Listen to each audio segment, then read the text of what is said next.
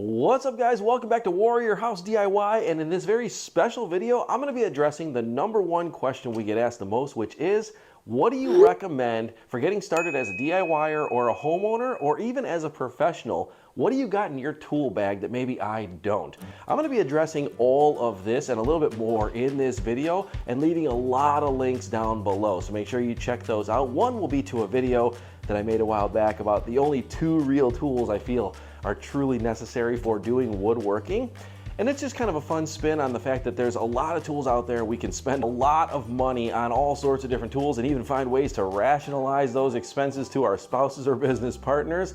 But when it comes down to it, I'm kind of a minimalist when it comes to woodworking and other projects. And so I like to have just what I really need and not fill the garage with everything else. I got a lot of stuff thrown out here on the table. And what is it really that we need to do when we're getting into DIY, home ownership, and woodworking? Well, as you'll see, there's a link down below in every single one of our videos to the Warrior House DIY Essential Tools, which shows a list of tools that are carried in our Warrior House go bag, our tool go bag, that we feel are essential to every single person who's doing home repairs, handyman work, or even work in a shop. And so going through a couple of those, what we think are the most essential, you're going to find things on that list like the Klein 10-in-1 screwdriver. It's not just a screwdriver, but it's also got Torx bits on there. It's got square heads on there. It's got nut drivers built into it, which is great if you're doing some of your own HVAC work and you need to remove some of those sheet metal screws and things like that. The Klein 10-in-1 screwdriver, measuring tapes. There's a lot of different measuring tapes out there, and while they're all a little bit the same, they're a little bit different. So there's a couple that I recommend, and guys, to each is their own on this, but this video is about what I recommend. I'm gonna go with the fast cap all day long, and I'm gonna use 2 different kinds. One of these is just your simple 15-foot fast cap tape measure. It's dual-sided, so it doesn't matter which direction you're measuring from. You're gonna be able to see those numbers on both sides of it. It's got a built-in pencil sharpener if you're using a pencil versus a pen for marking. And as a bonus, it's got the white blank pad on here that you can write down your measurements. So we're cutting our boards, and we know that we need 72 1/16 heavy. You can go ahead and write that on there and then erase it when you're all done. The second fast cap tape measure that I'm going to talk about is the flat one. It's, yeah, kind of whippy and limp. What is that for? It's for sheet goods. I don't know if you can see that when we're on this table here, but it lays flat on the sheet goods when you're using, say, your track saw or even just a table saw to make measurements on plywood or any other MDF boards that you're using to make cabinetry. So it lays flat. You don't need to roll it over like you do a regular tape measure. What am I using to mark on these tape measures and the work pieces? I actually prefer a mechanical. We can all grab a good old-fashioned #2 and sharpen it even in the tape measures. But with the mechanicals, they come with extra lead, they come with extra erasers, and I'm going to keep those in an old screw container from this Spax brand, and I'm going to throw that right inside of my tool bag, and I've always got enough lead there. So even if I break the pencil, drop the pencil, run out of it, sharpen it all the way down to the nub, I'm not going to have to worry about that with a mechanical as much. But let's take a look at the rest of these components one by one that we feel are essential in this Warrior House go bag. Now, my go bag is set up for my regular carpentry and handyman jobs, so I might have a couple extra goodies to get out of the way, like my coping saw and pry bars, things like that. Although I do recommend that you keep those in your go bag. I always keep some shims, and I'm sure there's plenty of other fun stuff in the bottom. But let's get down to the actual Warrior House DIY go bag essential tool list. And really the biggest things that we can hit on in that are going to be a couple basic electrical tools, Klein electric pliers for stripping wires back and twisting and crimping, as well as an electrical tester. I also recommend that you actually have a circuit tester on you that you can plug into the outlet and see if you've got any ground fault issues, things like that. The proximity testers are good. They will get you close, but again, they're not going to be as accurate if you've got a whole bird's nest of wires when you open up a ceiling fan, things like that. I've always got a mallet in there, aside from a hammer for the carpentry job. A small Stanley torpedo level. It's the perfect size. It fits right in the bag. It's got a magnet on one side. This works great when you're leveling your refrigerator or your stove, any other appliances around the house. You can throw it in your back pocket when you're on the go, just like you would with any of these other tools. Moving on, we're going to go into a set of pliers where we got a side cutter, an adjustable, a channel locks, as well as a needle nose, and then I always keep a vice grips in here. Vice grips can be used for so many different things. The biggest thing I like to use them for, check out out some of the videos on the channel, is if you've got the Stanley with the rolled top head to it right there, it's great for rocking a nail right out when you need to pull nails. It works really well for that. We've covered our 10-in-1 screwdriver.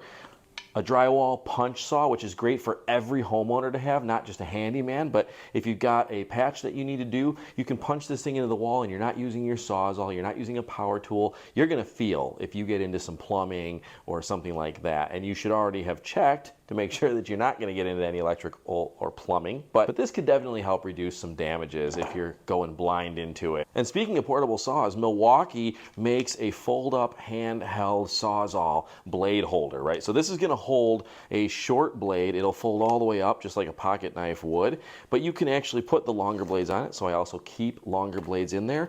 And if you wanna use this as opposed to a powered Sawzall, if your back's up for it, you can cut through studs all day long with the longer blades on it, but I think it's a great tool to have in the bag. Some of the extras that I have are going to be the gas sniffer and laser temperature gun if you ever need to know what the temperature is on things, depending on if you're working on HVAC or you've got maybe a plumbing application that's got some hot water involved or something like that.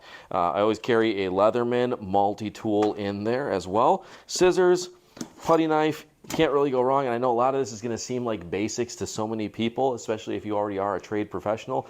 Let's move on to the essentials that are never going to be left home without, which is going to be my nail sets. I've got the red, white, and blue collection of small, medium, and large, and that comes in a lot of handy. Sometimes with a cordless nail gun, the battery will start getting a little low on power, and it won't drive that head all the way in, and you got to go ahead and finish her off. Blade scrapers and box cutters. I've always got a flat scraper in there, which is going to be great when you're cleaning up some caulk or things like that.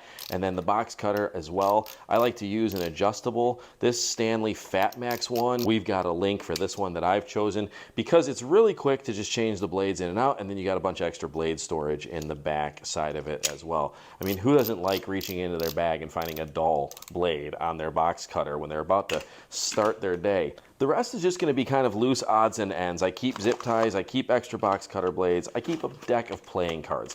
Why do I have a deck of playing cards in there? Go back and watch one of the videos where I show you how you can shim door hinges by simply folding over vinyl playing cards. They've got to be vinyl playing cards because then they're not going to compress like cardboard would and things like that, but they do get the trick done. And so whenever my kids play 52 pickup and it becomes a deck of 51, right in the tool bag for dad is where it goes. I keep a side pocket full of plumbing accessories, keep some fast tape in there. We've got the gray, we've got the yellow, depending on if we're using gas, we're using water, whatever it is. If you're using Shark Bite, I like to keep the Shark Bite prep tool in there as well. And I also keep a set of Shark Bite 1/2-inch caps that you're always going to see in the tool bag. And why is that? 1/2-inch caps, you guys cannot leave home without those if you are doing handyman work. You're working on a water line, you're in a toilet, you're under the sink, you find out you got to replace the valve, but you don't have one on you. Well, the Shark Bite's going to work on PEX, on 1/2-inch, it's going to work on copper 1/2-inch. You can go and cap that off, get the water turned off, and go grab your valve, come back and remove that with the Shark Bite removal tool that is also in there at all times. The rest of it, like I said, it's just personal choice. Whatever odds and ends and flavor you're gonna add to this. But let's get into some of the powered tools that are essential to all DIYer or even handyman or tradesperson, right? We've got a lot when it comes to the battery power tools that are going to be essential, but there is some powered ones. We're talking more about miter saws and table saws. So stick around for my recommendations on those, and let's move on. Many of you know by watching videos on this channel, my #1 cutting tool of choice is going to be a track saw. I do use this Wen track saw as I've reviewed it numerous times in plenty of videos on this channel, but really because at the end of the day, it's lightweight, it's a good beat around saw. I can take it to job sites all day long and not have to worry about beating it up like an $800 Fest tool, because this one's ranking in right at about $165, $200 depending on how many tracks you get with it and things like that. And for the cost of it and the durability of it, you really can't beat that. So I'm using the track saw, I'm using the Wen track saw. I always keep the anti-marring dust extractor hose attached to that, so that when I'm cutting and it's running along the edge of my sheet goods, it's not going to scratch up my plywood like maybe a shop vac hose might do. And again, links are down below for all the things that I'm talking about here. On to drills. I'm a rigid guy. What can I say? Milwaukee's great. DeWalt is great. Rigid's great. I think what it comes down to is what you start with is typically how you evolve out from there, and it's because of the batteries, right? About 20 years ago, I was working in a shop with a guy from my church who taught me pretty much everything I learned about woodworking and custom cabinetry. And he had DeWalt drills in his shop. And another buddy of mine had a rigid drill. And after a few years of working together, I remember looking at the workbench one day after cleaning up and seeing like 6 DeWalt drills and 1 functioning battery. Whereas my other buddy who had the rigid drill with NiCad batteries had still the 1 single drill and 2 functioning batteries. And rigid at the time was using the NiCads with the holes in the bottom of them so the air could blow through from the charger and cool them, and they were rapid charging. Rigid put lifetime warranty on their batteries back then, as they still hold to this day. I will tell you that using rigids, probably for the last about 20 years, I have never had to replace a battery. But by buying one brand, you're using that same battery across all different tools, and we know that the majority of the cost is in the batteries. So I'm gonna go with rigid. I prefer a drill and driver combo, and on that drill, I want it to have hammer drill capabilities so that if I'm doing any masonry work or anything like that, I can get into it, and the driver obviously for any kind of fasteners that I'm attaching. Nail guns. I don't care what brand you're using, I recommend having a cordless nail gun for the simplicity of being able to carry that thing in and out of a job site, or if you're a homeowner, for not having to drag your portable tank, 5-gallon tank around with you everywhere you go, and a 25 or a 50-foot hose and all your other guns. I do use a Grex 23 gauge pin nailer for a lot of my trim work, and with that, obviously, I'm dragging the hose around and the compressor for that. But for the majority of the work that we're doing, we can tack most of our work together with a 16 or 18 gauge cordless nailer and save our backs a lot from hauling stuff around and save a lot of time. Time is money if you're doing this for a living, and you guys know that. We'll talk about that in another subsequent video. Let's move back into measuring tools for a moment. In the shop, I'm always using woodpecker measuring tools. I don't know if you guys have used these before or if you use some of maybe the other cheaper knockoff brands. I'm gonna leave links down below for the ones that I specifically use. When it comes to the 1281 stainless steel and the 641 stainless steel, there's a combo set that they used to sell exclusively on their one-time tool releases. Now they're available on Amazon, and this is gonna be the 6-inch and the 12-inch. What's really sweet about them, obviously, is you got all of the indexing holes along them. If you can see that, you can drop your pencil in there and you can run your score line, whatever it is. I do this on plywood all the time, where I'll take a square and I'll rack my corner, run a straight square line, cut down the edge of it, clean edge, not a factory edge now, and then I'll take my measuring tool and I'll run my scribe line all the way down there if I've got to take 8 inches off or whatever it is. So I got an even parallel line, perfectly square, all the time. And then to carry around on job sites, typically in my tool belt, I'm gonna use their 641. It's just a simple 6-inch square, carpenter square. It doesn't have any of the indexing holes on it. It's durable and it's milled out of billet aluminum, and it's a fantastic tool to keep on you guys. That covers measuring tools. There's plenty of other woodpeckers tools depending on what you're trying to do. They've got a tool for pretty much every job. If you want to buy a square gauge for your track saw, you can do that from them as well, or even for your drill press. They've got drill press bases as well. I encourage you to check out their website a little bit more. I'll leave links down below for that. Now let's get into some of the bigger tools. There's a lot of stuff covered obviously already in the Warrior House go bag with your essential DIYer tools and even job site tools, covering all of the power tools that we're using as far as drills and drivers, and sawzalls are great, multi-tools are great. Again, if you're using cordless, which I think most people are, at the end of the day, I'm going with rigid on all those. But when it comes down to the bigger tools, we're talking about a miter saw and a table saw. There's a couple that I'm gonna go ahead and just recommend that I prefer. When it comes to the miter saw, I'm using a rigid. If you want the absolute best dust extraction you can get, you're gonna wanna go with a Festool. But with the rigid, you're saving about $1,000 or more on that, and the dust extraction on it is actually pretty good. When it comes to a job site saw, there's a couple different ones that I recommend. One, again, rigid. Why do I keep saying rigid too? Because it's readily available at Home Depot as well as Amazon, and pretty much everywhere you go, there's a Home Depot around the corner, right? So the rigid job site saw. But if you want the absolute best in the industry for safety, I cannot stress enough, you're gonna wanna go with the SawStop table saw. Whether you're using the contractor saw, the job site saw, or the cabinet maker saw. In every cabinet shop that I have ran or owned, I have always used SawStop. I can argue with guys all day long until we're blue in the face over whether that's the best saw for the industry, and at the end of the day, it is, in my opinion, because safety is far better than any tool. Guys, we're cutting materials at the end of the day and we're fastening them together. We can all build a cabinet and we can all sand and finish it. The saw stop saws do a great job. When it comes to job site though, it's all about the fingers. Just a scratch. I have kids, my 2 oldest are boys, they're using tools.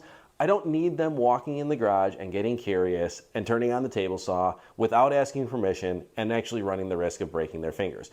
The worst thing that's going to happen is they're going to trip the brake on it. The blade is going to drop below the deck. They're not going to get injured at all. Their pride's going to get hurt a whole lot, and their allowance is going to get hurt a whole lot because it's about 60 bucks, 80 bucks to replace the brake cartridge on that plus the blade, right? So at the end of the day, I'm going to go ahead and say saw stop is where it's at. There are so many tools when it comes down to it, whether you're doing woodworking, you're doing plumbing, you're doing home repair, or rough framing. And there's a lot that we haven't covered in this video, but this is really going to be the DIY essentials list. And I hope that you've gained some value from this video. Again, all the links are down below. More importantly, I'd like to get a like and a subscribe out of you if you feel that you've gained some value from this video, and I will see you in the next one.